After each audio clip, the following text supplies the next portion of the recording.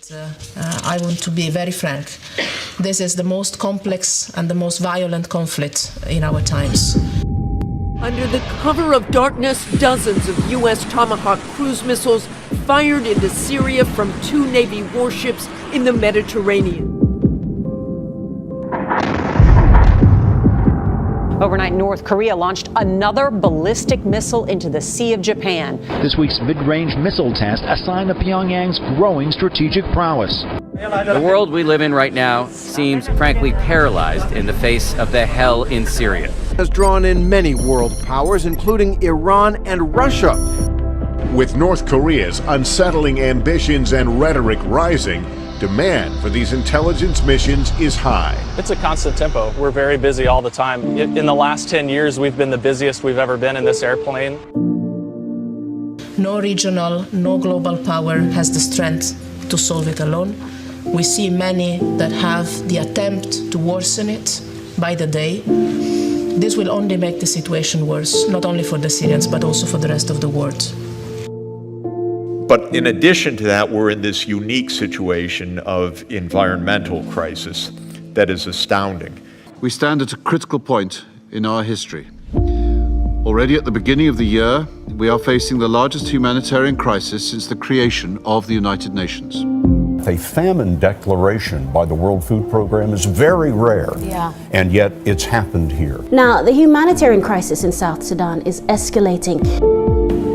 A growing famine and ongoing conflicts in African countries are prompting the United Nations to warn that the world is facing the biggest humanitarian crisis since the end of World War II. 20 million people in the region. 9 inches of rain sparked flash flooding in Alexandria, Louisiana, nearly shattering a 70-year record. This heavy hailstorm in Alabama forcing everyone indoors. This is creepy. I have never seen this in the 11 years we've lived here.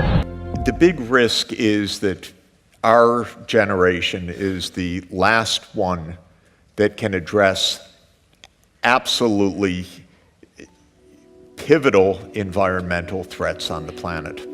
And we're the last ones that can do it because we're so close to dangerous thresholds that if we waste another generation, we will no longer be able to avoid a lot of calamities. And so we're the last ones on that threshold.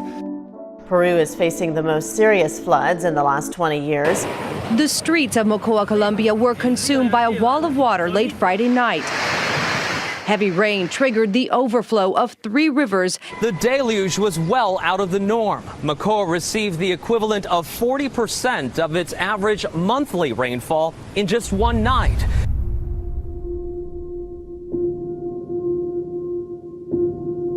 Severe flooding continues in Argentina and Ecuador, with both countries having experienced continuous heavy rainfall for 10 days.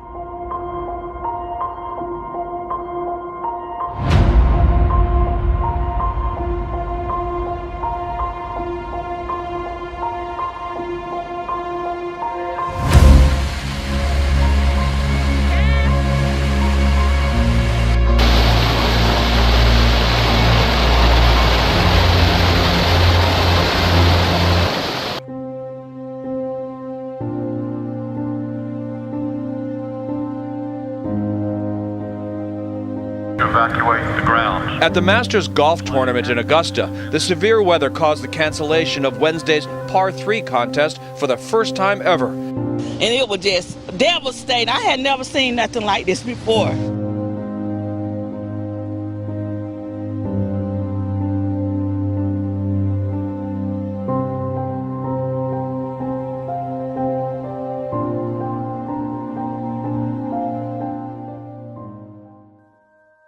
Pope Francis is welcoming Prince Charles and Camilla to a private meeting at the Vatican today. The visit is part of their 9-day tour.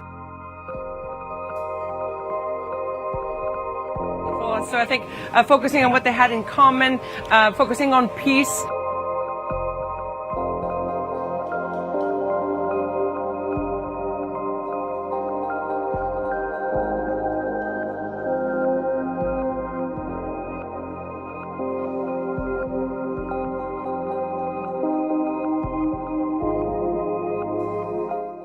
want to show you some extraordinary pictures which came to us from the Vatican.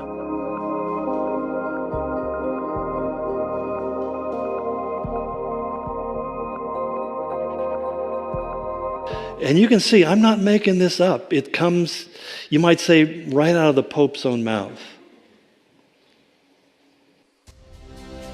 La mayor parte de los habitantes del planeta se declaran creyentes. Esto debería provocar un diálogo entre las religiones.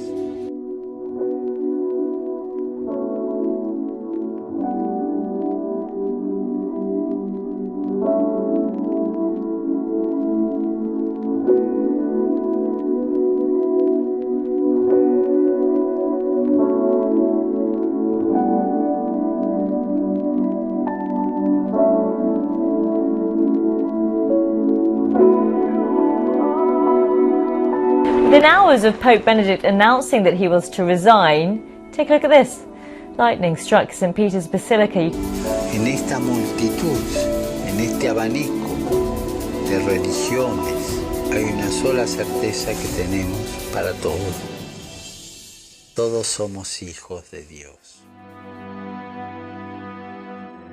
So when you ask what are we going to do about it, there really is the potential to cooperate.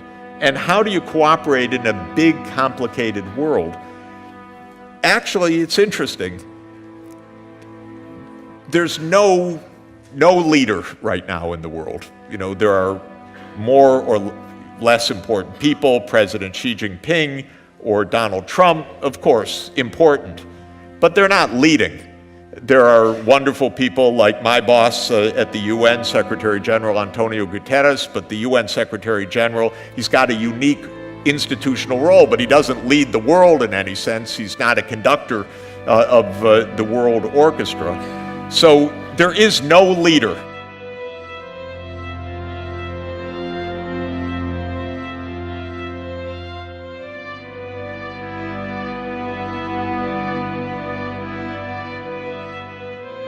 NAU professor receiving death threats after a story about an essay that she assigned her class made national headlines. On a recent paper, she had a point deducted from her score because she used the word, brace yourselves now, mankind to describe humanity. The term deemed sexist by the university's style guide. On the list of words to avoid, the word mankind, asking students to use the more inclusive humankind instead. Her professor, Ann Scott, warned her that this was inappropriate gendered language, contrary to how the word has been used by almost everybody for centuries. Scott said mankind referred only to men and was therefore sexist. Hull University is to penalize students by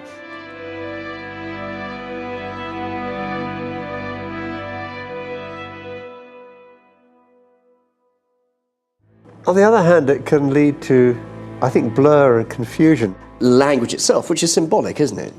Oh, it is. It's a way in which we turn feelings and ideas into communicable forms. That's fair enough. We don't want to offend anyone. But on the other hand, you can see that you're sort of sucking the juice out of language. Just finally, if I may, a very simple question. Are we, right now, as we go about our daily lives at the start of 2017, witnessing the first days of a new world order? That dramatic statement. Is that right? We're in the middle of really profound change, no question about it.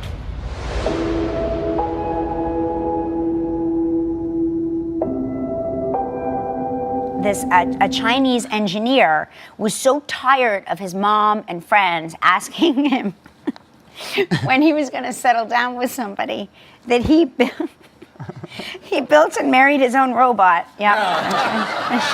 Oh, that's sweet. Yeah.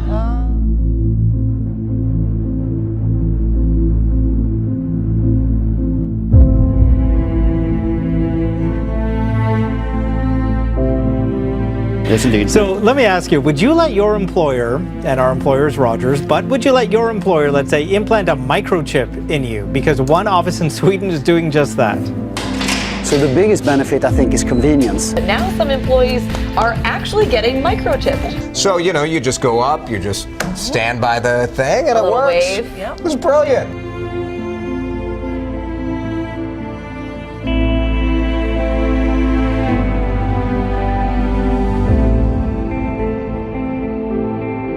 The story is set in the future when the lines between humans and machines are blurred. Yeah, we've talked about this before on the show, the possibility of it. The possibility, And right. at first, I was completely against it. Someone used it as like season tickets, right, for a European football, yeah. soccer. Yes, and you just kind of wave your you finger. could walk in, right.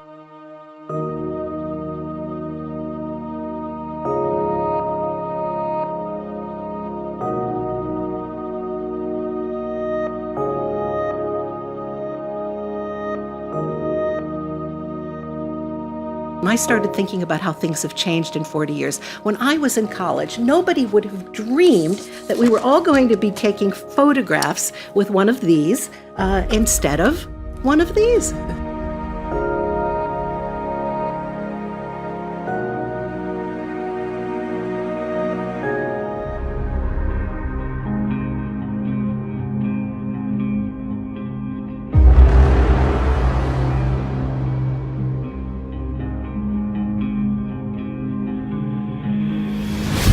Carrying money around, a wallet and plastic cards, yeah, it's obvious. I mean, it's the next step. The next natural step for electronics is to move into the body.